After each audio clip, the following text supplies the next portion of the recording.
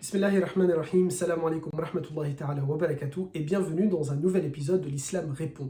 L'Islam répond aujourd'hui à l'amour de la patrie. En islam, dans notre foi, nous considérons que Hubb al-Watan min al-Iman, l'amour de la patrie fait partie de la foi. Ainsi, les croyantes et les croyants, dès lors qu'ils ont choisi de vivre dans un pays, ils se considèrent comme étant attachés à ce pays et ils sont prêts à défendre ce pays, à mourir pour ce pays. Dans l'histoire musulmane, cet exemple s'est maintes fois répété.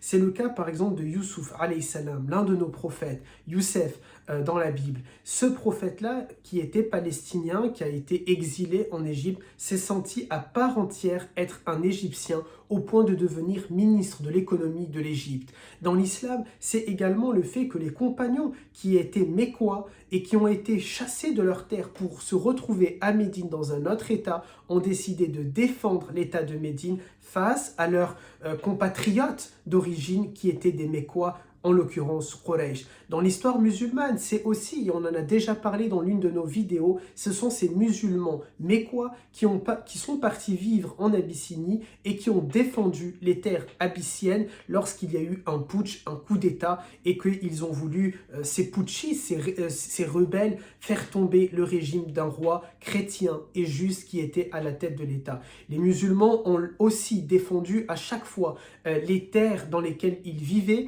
et les nations dans lesquelles ils appartenaient. C'est par exemple, selon le New York Times, 20% des militaires en France qui seraient de confession musulmane. Voilà 20% de nos héros, 20% de personnes qui sont des héros à la fois pour la patrie, mais aussi pour l'islam et les musulmans, car ils protègent cette nation et cette patrie.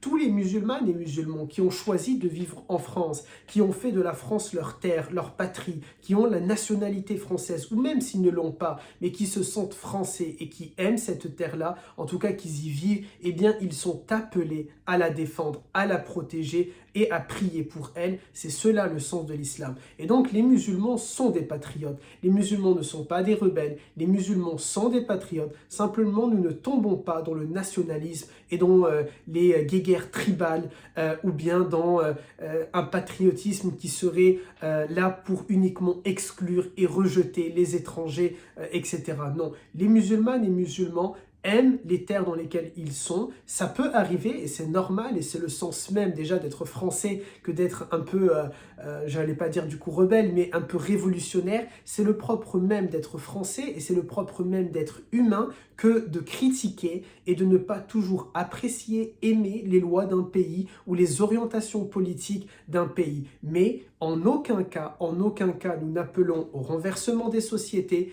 Bien au contraire, nous appelons à la préservation des sociétés, à la protection des sociétés, des États, et c'est ce que les musulmanes et les musulmans s'efforcent de faire au quotidien. Un big salam et un big courage et un big bravo à ces 20% de soldats français qui sont de confession musulmane, mais aussi un grand merci aux 80% autres et à ces 20%-là pour défendre nos terres et défendre notre pays. Barakallahu fikum et salam alaikum wa rahmatullahi wa barakatuh.